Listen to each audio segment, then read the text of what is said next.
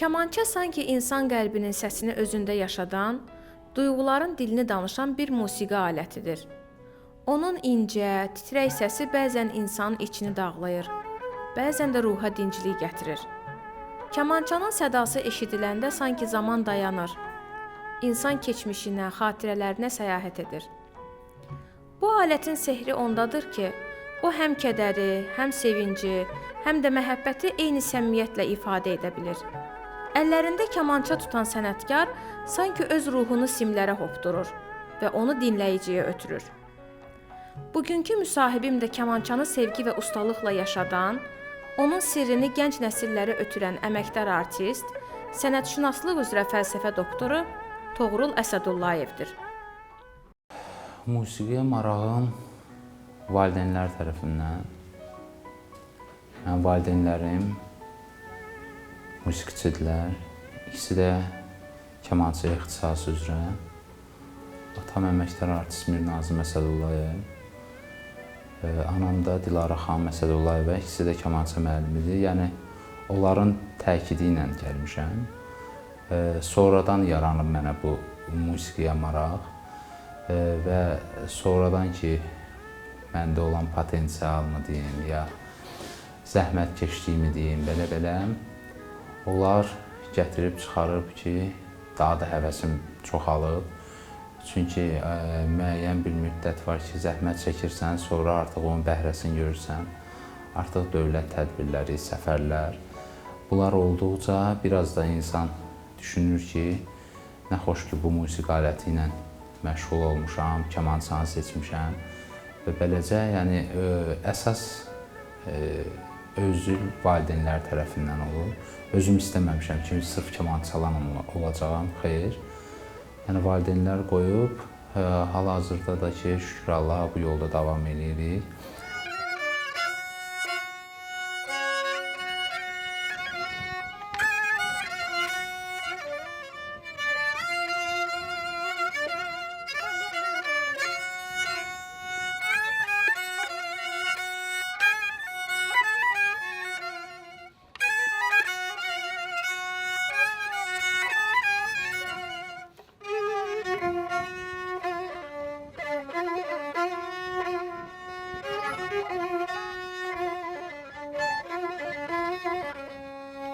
Ümumiyyətlə, bu musiqi hələdir ki, ifaçılıq hələdir ki, hər zaman gəlib məşğul olasan, dayanmadan. Burada müəyyən bir pilləyə gəldim, çıxdım, mən müəllim işləyirəm artıq, hər şeyi bilirəm deməkdir. Çünki günü-gündən hər şey dəyişir. Həm ifaçılıqda gərək o tempi tutasan, həm də ümumiyyətlə, yəni həyat tərzimizdə dəyişir. 34 ildir kamança ifa edirəm, amma hələ də öyrənirəm. Baxmayaraq ki, hal-hazırda pedaqoji fəaliyyətlə məşğul olam, uzun zamandır. Yəni doçent vəzifəsindəyəm, fəlsəfə doktoruyam, amma yenə də öyrənirəm. Çünki burada dedim ki, mən bilirəm, artıq o bilirəm dedim və salam, səndir, karyeron dayandı. Çünki bizdə, bizim ustadlarda baxırıq, görürük ki, hal-hazırda 70-75 yaşlar var, yenə də çalışırlar, ya nəsə öyrənirlər, ya hansısa bir zapislərə qulaq asırlar, ya yeni zapislər eləyirlər, ya hər hansısa bir bizim muğamımız şifahi və ənənəvi professional musiqi gedir, diskussiyalarımız olur. Baxmayaraq ki, onlar artıq 80-ı haqlayırlar, biz 40-ı keçmişik, amma yenə də onlarla diskussiyalarımız, ya onlar, mən məsəl üçün şəxsən bir də görürsən ki, öz tələbələrim ifa edir, öz tələbəmdən neysə öyrənə bilərəm. Və kamança ifasılığı da elədir. Hər bir ifasının özünə məxsus bir elementləri deyim, ya özünə məxsus bir barmaq quruluşumu deyim, eyni mahnını, eyni muğamı 5 nəfər ifa edir və 5-ində də fərqli ifadə çıxır. Amma artıq o seçilmək, yəni seçilmək daha yaxşıdır. Biz də çalışırıq ki, seçilək. O ifaçılardan olaq ki, bizi də artıq radioda qulaq asanda, ya ümumiyyətlə hardasa qulaq asanda, göz yumulu qulaq asanda bilsinlər ki, bu ifasıdır.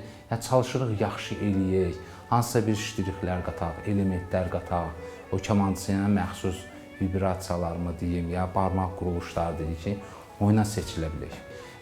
Muğamlarımız da elədir ki, biz gərək bizim muğamlarımız elədir ki, bir yağda dedim, şifahi ənənəli professional musiqimizdir. Biz bunu, yəni bizdə onun notla tədris eləmirik. Tələbə ilə üzbəüz otururuq. Hardan gedir?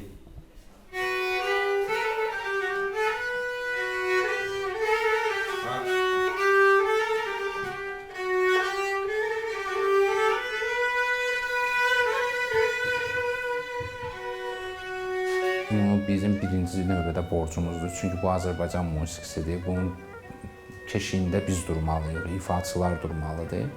Hələçində də muğamlarımız. Düzdür, biz tədrisdə bütün muğamlarımızı tələbələrlə tədris edirik. Amma müəyyən bir muğamlar var ki, o muğam kamançada gözəl alınır.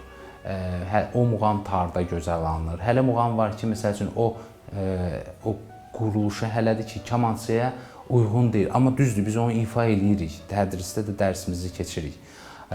Bacardığımız qədərdə çalışırıq ki, yaxşı alınsın. Amma o muğam tarda daha gözəl alınır. Ya əksinə, yəni deyirəm, kamançada gözəl alınır, ya balabanda gözəl alınır, ya məsəl üçün biz tüteydə həmişə eşitdiyimiz çoban bayıtı tam fərqlidir.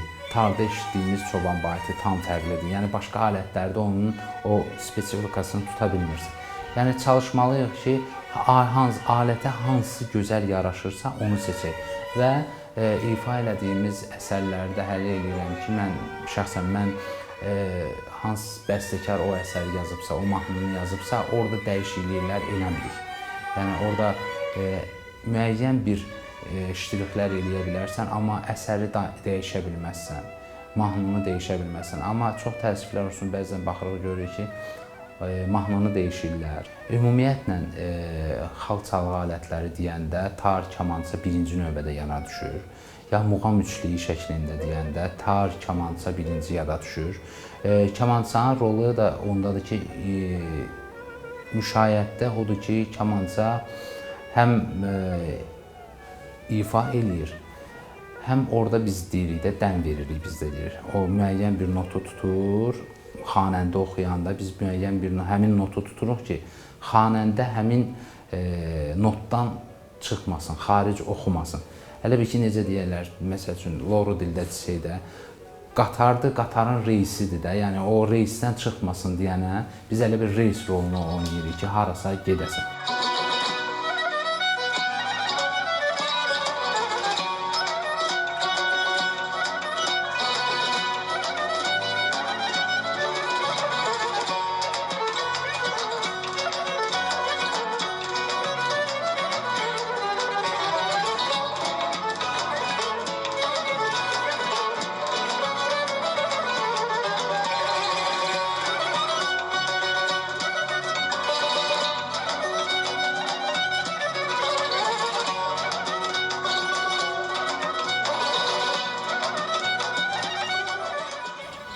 Müəllim elə olmalıdır ki, tələbəni həvəsdən salmasın. Bu bir. Çünki tələbələr də fərqlidir. Yaxşı tələbə var, orta tələbə var, əla tələbə var, zəif tələbə var. Yəni, hər tələbənin özünə uyğun ona dərs keçməlisən. Yəni, əgər bu zəif tələbədirsə, mən buna o yaxşı tələbənin proqramın ona yükləməklə əksinə onu biraz da həvəsdən salacağam. Yəni, ya da əksinə, güclü tələbəyə zəif əsər verdikdə, onunla bizdə məsəl üçün muğam dediyimdə imitasiya edirik bir-birinə. Yəni muğam eynidir, biz muğamı eyni cür keçirik. Amma hələ olur ki, zəif tələbəyə o ştrixləri az eləyirik. O vibrasiyalarımı deyim, trellərimi deyim, musiqiçilərimi deyim. Onu az eləyirik ki, qəlbi öyrənsin tələbə. Amma yaxşı tələbə, güclü tələbə ilə artıq müəllim biraz da daha onun gücünə uyğun güc verir ki, daha da yaxşı olsun. Yəni, onları birinci növbədə diqqət eləmək lazımdır. Artıq bizim sənətdən çıxıb həyat tərzimizə keçirilib. Çünki biz səhər, axşam kamança ilə. İnandırım ki, yəni bu ailədən çox kamança bizim yanımızda olur. Yəni hər gün biz iş prosesindəyik, hər gün bu kamança mənim əlimdədir. Səhər saat 9-dan axşam pedaqoji fəaliyyətə görə 3-ə 4-ə qədər, sonra da artıq dövlət tədbirləri, konsertlər, gəldi kamança. Yəni bu kamançasız hal-hazırda özümü təsəvvür eləyə bilmirəm. Bu mənim artıq həyat tərzimdir və mən kamançasız da heç kim tanımır. Hamı kamança ifaçısı kimi məni tanıyır.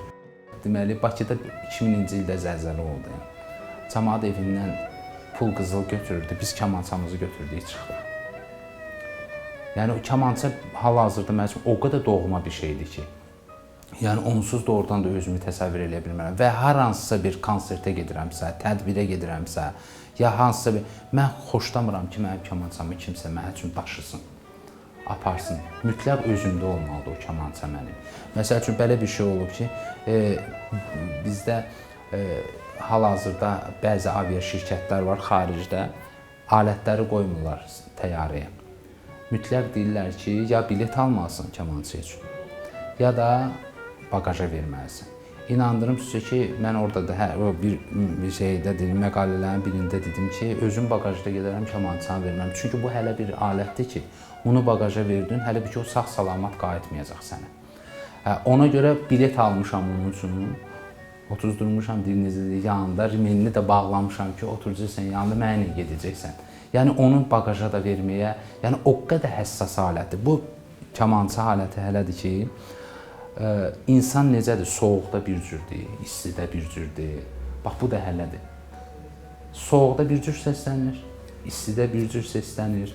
Yəni, təbiidir də, qoz ağacıdır, balıq dərisidir, aşıqlar armuddur, necə deyərlər, tükləri at quyruğudur, zoğal ağacıdır. Yəni, bu təbii bir şeydir də.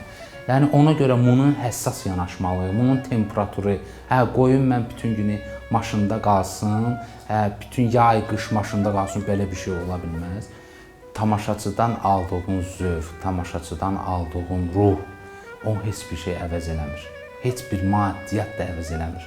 Məsəl üçün, hansısa bir tədbirdə ola bilər ki, orada maddiyyat çox ola, amma tamaşaçı sənə quru qarşılaya, o konsert sənə xoş olmayacaq. Vacib deyil ki, sənin zalın 2000 nəfərlik olsun və nə bilim, amma orada bir sənə əl çalan olmasın. 10 nəfərlik tamaşaçın olsun, amma sənin istəyən tamaşaçın olsun. Belə bir çox istərdim ki, layihələr olsun ki, bu gənclər ki var, təhsil alan gənclər. Məsəl üçün, o vaxt vardı, həmin uşaqları ya harasa gedirlər, qalib olurlar, ya harasa gedirlər, onları efirə çağırıb təbrik eləsinlər. Yəni deyirəm, bu kamançaya aid deyil, bütün musiqi alətlərinə elə də. Amma biz bəzən görürük, eyni simaları görürük yenə. Qoy o simalar da olsun. O simaların içində bir dənə də yeniyetmə bir kaman çalan olsun, bir dənə tar çalan olsun, bir dənə mən nə bilim hansısa olsun, o da təbliğ olunsun. Çünki mən hər zaman deyirəm ki, məsəl üçün, biz Avroviziya yarışmasında, mən orada Azərbaycanda olan finalda mən ifa edirdim Emin Ağalarova. Emin Ağalarova qulaq asan adamlar kamançaya qulaq asdılar. Ümumiyyətlə, Eurovision'a baxan gənclər orada kamançanı, balabanı gördülər. Ya kamançaya qulaq asan adamlar avtomatik Avrovizyona baxdılar ki, görüm ki, orada nə var. Yəni, bu qarışıq olanda, sintez şəklində, təbliğ olunanda mənə hələ gəlir ki, daha yaxşı olar. Bugün gəncliyinə, onu deyirəm ki, çox çalışsınlar. Hansı sənət olur olsun, o işindən bək yapışsınlar və onun daha çox öyrənsinlər. Çünki nə qədər də bəzən fikirləşərlər ki, mən oxudum, mənə dəyəri olmadı, mən başqa işdə işləyirəm. Yox, nə qədər də olmasa fırlanacaq, gələcəksən öz işindən hansısa bir zirvəyə qalxacaqsan, amma o şərtlə ki, sən onu sevə-sevə eləyəsən.